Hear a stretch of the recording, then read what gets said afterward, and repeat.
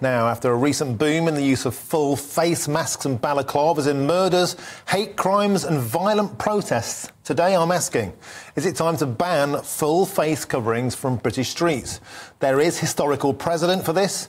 Under the Northern Ireland Act in 1996, it was an offence to wear a mask or a hood in a public place for the purpose of concealing identity because, of course, of the Troubles and the IRA.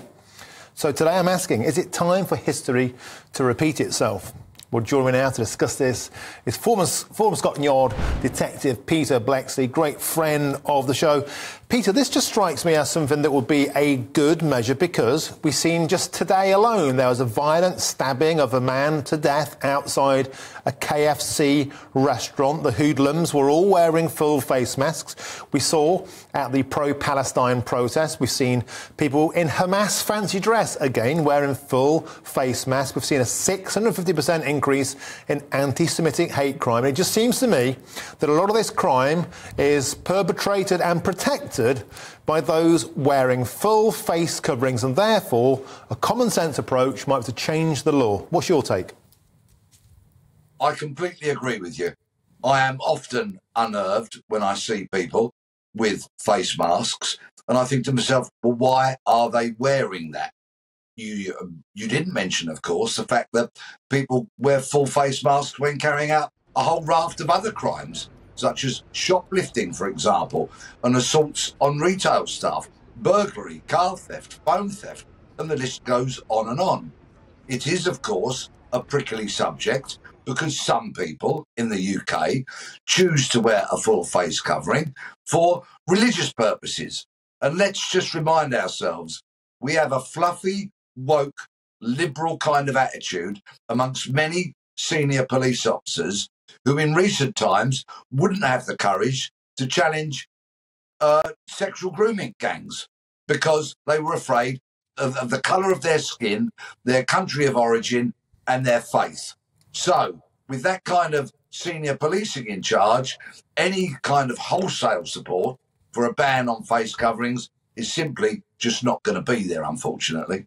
And that's a real shame, Peter, because, as water gets around a rock, criminals will look at new methods of law enforcement and adapt accordingly. And, of course, I'm talking about CCTV, the ability to capture people's identities via their faces, of course. From the bank robbers of the Wild West now to the streets of Britain, a full face covering gives criminals protection. So with the idea in mind that criminals are more nimble than the law, why can't the law be brought up to date as it was in Northern Ireland? I can't hear anything, unfortunately. Oh, what a shame. OK, can you hear me now? Right, let's try and get him back up.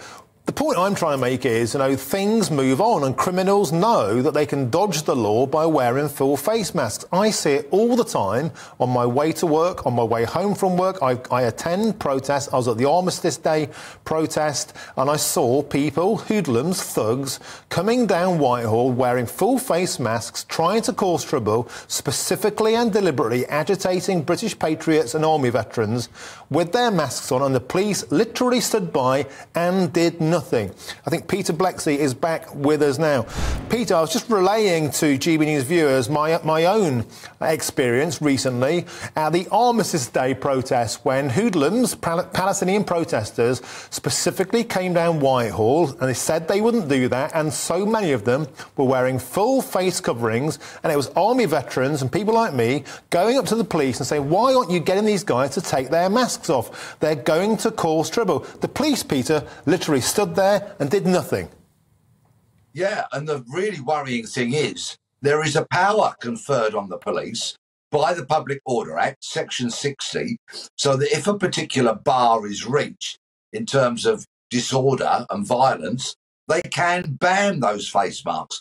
So officers can actually confront a crowd and remove those face masks forcibly. But we have a reluctance from the police to use these powers. It is, of course, only applicable in fairly narrow circumstances.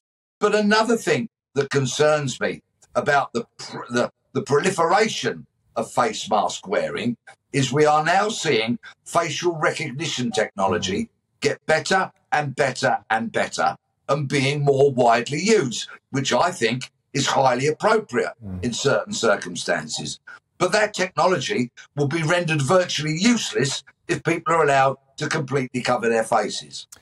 Yeah, Peter Bleksley, I say it every time I talk to you, if we have more people like you in charge, we might have a fighting chance. Peter Bleksley, always a pleasure. Thanks for joining us on GB News.